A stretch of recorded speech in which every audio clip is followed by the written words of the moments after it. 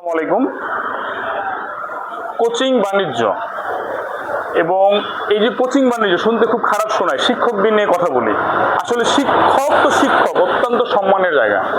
শুধু সম্মানের না, পিতার পরেই আমি তাদেরকে ওই চোখে দেখি, এতটাই সম্মান শিক্ষকদের করি।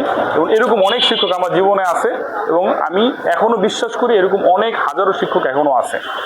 কিন্তু তারপরেও হাইকোর্ট কি বলে, হাইকোর্টে যে রিট করা হয়েছে সেই রিটে কোচিং বাণিজ্য সম্পর্কে কি বলে, আজকে বর্তমান শিক্ষা বাণিজ্য, বর্তমান যে স্কুলে যে পরিমাণ দুর্নীতি অনিয়মের যেই আখড়া হয়েছে সেই সম্পর্কে হাইকোর্টের রায় কি ছিল, রিট পিটিশন কি বলে, আমরা সেটা দেখব। হাইকোর্টে একটা রিট করা হয়, সেই রিটে দেখেন কোর্ট কি বলছে। শিক্ষা প্রতিষ্ঠান শিক্ষকদের কোচিং বাণিজ্য বন্ধ নীতিমালা 2012। দেখেন কোচিং বাণিজ্য, এখানে হাইকোর্ট বলেছেন, মাননীয় হাইকোর্ট বলেছেন দেশের সরকারি ও বেসরকারি শিক্ষা প্রতিষ্ঠান সমূহের নিম্ন মাধ্যমিক ও মাধ্যমিক বিদ্যালয়, কলেজ, উচ্চ মাধ্যমিক, স্নাতকোত্তর, মাদ্রাসা, মানে সবাইকেই উল্লেখ করেছে, দাখিল আলিম সব, এবং কারিগরি। দীর্ঘদিন যাবৎ দেখেন ওয়ার্ডগুলো খালি খেয়াল করেন, কি ধরনের শব্দ মাননীয় হাইকোর্ট থেকে ব্যবহার করা হয়েছে সেগুলো খেয়াল করেন। এক শ্রেণীর শিক্ষক বাণিজ্যিক ভিত্তিতে কোচিং পরিচালনা করে আসছেন। এটি বর্তমানে এমন এক পর্যায়ে পৌঁছেছে যেখানে অভিভাবক ও শিক্ষার্থীরা কোচিং বাণিজ্যের সাথে যুক্ত শিক্ষকদের কাছে জিম্মি হয়ে পড়েছেন, জিম্মি ওয়ার্ড ইউজ করছেন, যা পরিবারের উপর বাড়তি আর্থিক চাপ সৃষ্টি করছে এবং এই ব্যয় নির্বাহে অভিভাবকগণ হিমশিম খাচ্ছেন। এছাড়া অনেক শিক্ষক শ্রেণীকক্ষে পাঠদানে মনোযোগী না হয়ে কোচিংয়ে বেশি সময় ব্যয় করছেন। এক্ষেত্রে দরিদ্র ও পিছিয়ে পড়া শিক্ষার্থীরা এবং অভিভাবকগণ চরমভাবে ক্ষতিগ্রস্ত হচ্ছেন। এ সম্পর্কিত মাননীয় হাইকোর্ট বিভাগে দায়েরকৃত রিট পিটিশনের নাম্বার দিল। এর আদেশের প্রেক্ষিতে সংশ্লিষ্ট আপনার কর্তৃপক্ষের উপর কোচিং বাণিজ্য, দেখেন কোচিং বাণিজ্য বন্ধে একটি গ্যাজেট নোটিফিকেশন বা অন্য কোনো রূপে আদেশ প্রদানের নির্দেশনা রয়েছে। এখন আমি কি নির্দেশনা রয়েছে গ্যাজেট আকারে সেটা আমি আপনাদেরকে সংক্ষেপে আপনাদেরকে যদি বলি, এখানে দেখেন আমি আপনার এটা অনলাইনে পাবেন। 2 নম্বরে কি বলছে, 2 এর ক দেখেন, আগ্রহী শিক্ষার্থীদের জন্য শিক্ষা প্রতিষ্ঠান নির্ধারিত সময় পূর্বে বা পরে শুধুমাত্র অভিভাবকগণের আবেদনের প্রেক্ষিতে প্রতিষ্ঠান প্রধান অতিরিক্ত ক্লাসের ব্যবস্থা করতে পারবেন। কি বলছে, অভিভাবকদের আবেদনের প্রেক্ষিতে, যদি অভিভাবক আবেদন করে যে আমি আমার বাচ্চাকে পড়াইতে চাই, আমার শিক্ষার্থীকে পড়াইতে চাই, সেক্ষেত্রে তারা পড়াইতে পারবে। সর্বোচ্চ আপনার হচ্ছে 40 জন আপনার শিক্ষার্থীকে, এবং সেটা সর্বোচ্চ 1200 টাকার বেশি নয়, সমস্ত এবং প্রতি সাবজেক্টে 300 টাকার বেশি নয়। এটা হলো আপনার ঢাকা মেট্রোপলিটন পর্যায়ে। তার মানে কি, আমি এখানে কথা বলতেছি বারবার জোরপূর্বক নিয়ে, এখানে স্পষ্টভাবে লেখা হয়েছে কি, যদি শিক্ষার্থী জন্য তার অভিভাবক চায় শুধুমাত্র সেক্ষেত্রে এটা সম্ভব, এবং এখানে আপনার কত টাকা কিভাবে খরচ হবে সেটা বলা আছে। সেটা যদি শিক্ষা প্রতিষ্ঠানে আপনার হচ্ছে গিয়ে কোচিং করায়।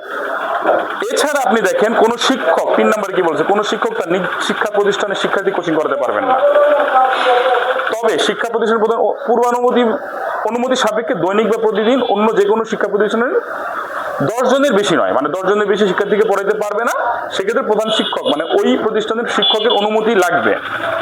এবং কোন শিক্ষক বাণিজ্যিক ভিত্তিতে গড়ে ওঠা অন্য কোনো কোচিং সেন্টারও পরিচালনা করতে পারবেন না এবং উৎসাহিত করতে পারবেন না। যাই হোক, বিস্তারিত অনেক কিছু আছে, আমি মূল বিষয়টা আপনাদেরকে এখন দেখালাম।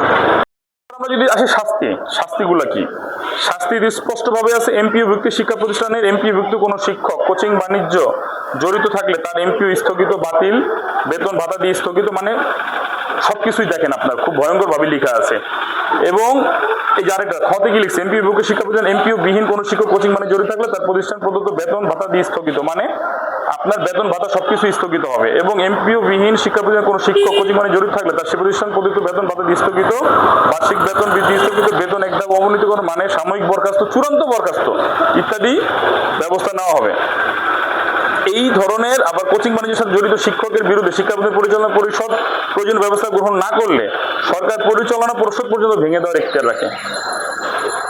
মানে এমপিও ভুক্ত শিক্ষকের চাকরি তো যাবেই, যদি কমিটি আপনার এই বিষয়ে কোনো এখতিয়ার মানে আপনার স্টেপ না নেয়, আপনার কমিটিও ভেঙে দেওয়া হবে।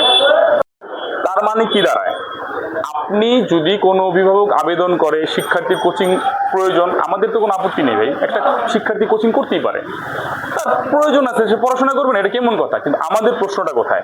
যেই বাচ্চাটাকে পড়াইতে পারতেছে না, যেই বাচ্চাটা পড়তে পারতেছে না, আর্থিক সমস্যার কারণে কোনো রকম স্কুলে ভর্তি হয়েছে, আমাদের কাছে হাত পাততেছে, ভাই আমাদের বই দেন, আমাদের একটা জুতা কিনা দেন। আপনি যদি সেই মানুষটাকে বলেন যে আমাকে বাধ্যতামূলক কোচিং করতে হবে, বাধ্যতামূলক জোরপূর্বক তাকে কোচিং করতেই হবে, সে মানুষটা কোথায় যাবে? সে তো বই, স্কুল ব্যাগ, জুতা এগুলোই কিনতেই তার হিমশিম খায়, সেগুলো ধার করে চলে। এই জায়গাটা নিয়ে আমাদের কথা। আপনি জোর করতে পারেন, আপনি বাধ্য করতে পারেন না। অভিভাবক চাইলে কোচিং করবে, করতেই পারেন। এবং এর বাইরে যে পরিমাণ শিক্ষা প্রতিষ্ঠান কোচিং বাণিজ্য আপনারা করেন, বাইরে যেভাবে আপনারা নিজের স্কুলের ছাত্রদেরকে নিয়ে নিজের মতো করে পড়ানো এবং অন্য ছাত্রছাত্রীদের খবর না রাখা, সাজেশন দিয়ে দেওয়া, এগুলো তো প্রমাণিত সত্য। আমরা এইগুলা নিয়ে কথা বলতেছি।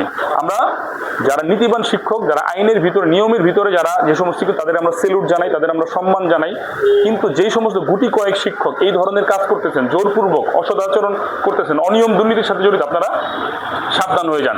এবং এই যে বিষয়টা এখানে হচ্ছে কি, আপনার যদি বিভাগীয় কমিশনারের কাছে যদি এই নালিশ দেয়, বিভাগীয় কমিশনার সার্বিক তার কাছে যদি নালিশ দেয়, মারাত্মক ঘটনা ঘটবে, চাকরি চলে যেতে পারে, কমিটি ভেঙে দিতে পারে স্কুলের, মানে স্কুলের কমিটি ভেঙে দিবে। আপনি ভাবেন যদি বিষয়টা, মানে শিক্ষকের কথা তো বাদই দিলাম, স্কুলের কমিটি ভেঙে দিবে যদি ঠিকমতো এটা আপনার সার্বিকের কাছে চমৎকারভাবে যায়। এবং এই ধরনের প্রচুর পরিমাণ এভিডেন্স আমার কাছে আছে।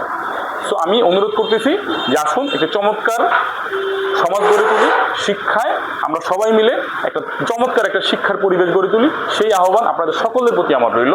মানুষকে অত্যাচার, নিপীড়ন করবেন না প্লিজ। আসসালামু আলাইকুম।